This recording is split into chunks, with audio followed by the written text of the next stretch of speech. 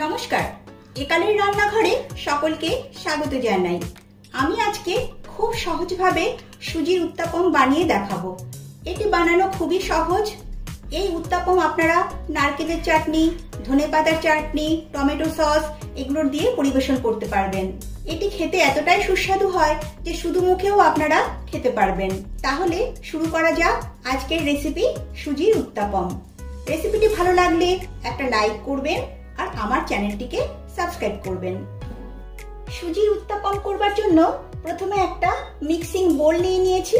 এবারে এতে নিয়ে নিচ্ছি 1 কাপ কাঁচা সুজি।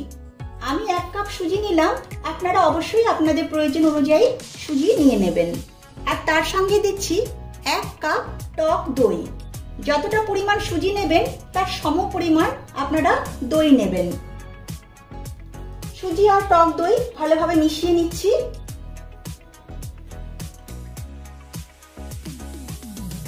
সুজি আর দই মিশিয়ে নিয়েছি। এবার এতে অল্প অল্প জল দিয়ে একটা মিডিয়াম থিকনেসের ব্যাটার তৈরি করে নেব।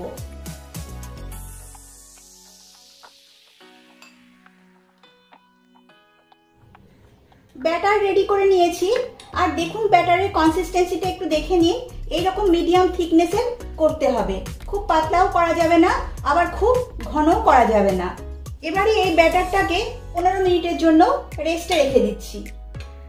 15 মিনিট হয়ে গেছে, এবার ঢাকনাটা তুলে নিচ্ছি। দেখুন 15 মিনিট রেস্টে রাখার ফলে সুজি বেশ ফুলে উঠেছে।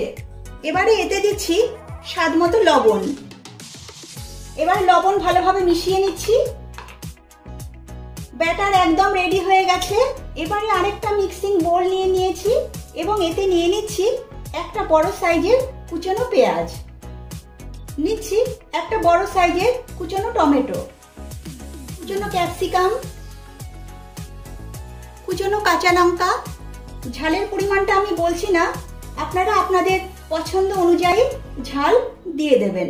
দিচ্ছি 1/2 চামচ গ্রেট করা আদা, 1/2 চামচের একটু কম চাট মশলা, সামান্য গোলমরিচ গুঁড়ো আর দিচ্ছি সামান্য লবণ। এবারে এগুলো সব ভালোভাবে মিশিয়ে নেব।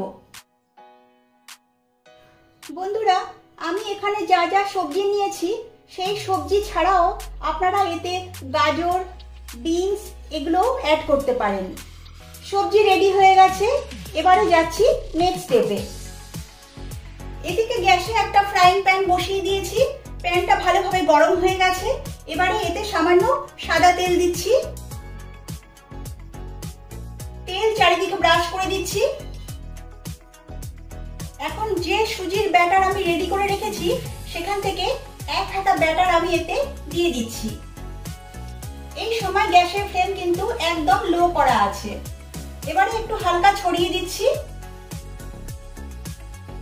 এবারে যে সবজি আমি রেডি করে রেখেছিলাম সেই সবজি এর উপরে আমি দিয়ে দিচ্ছি।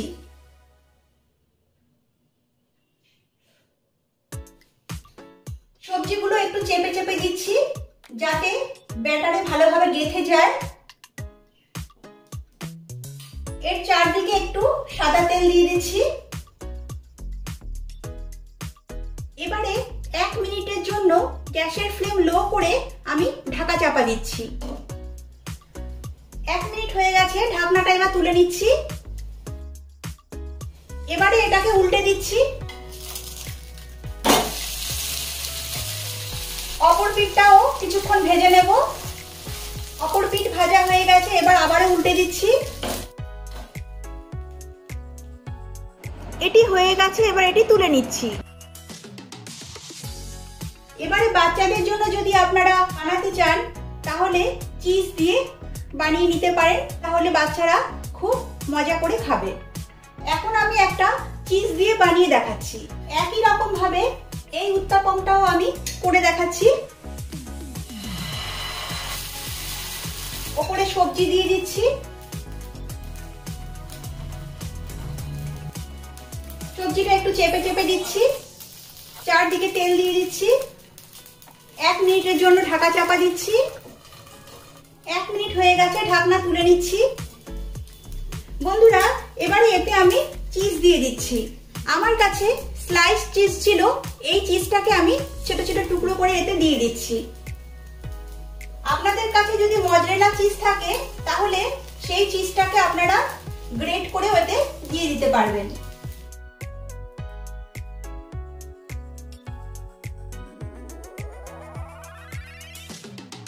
চিজ দেওয়ার পরে 1 মিনিটের জন্য ঢাকা চাপা দিচ্ছি।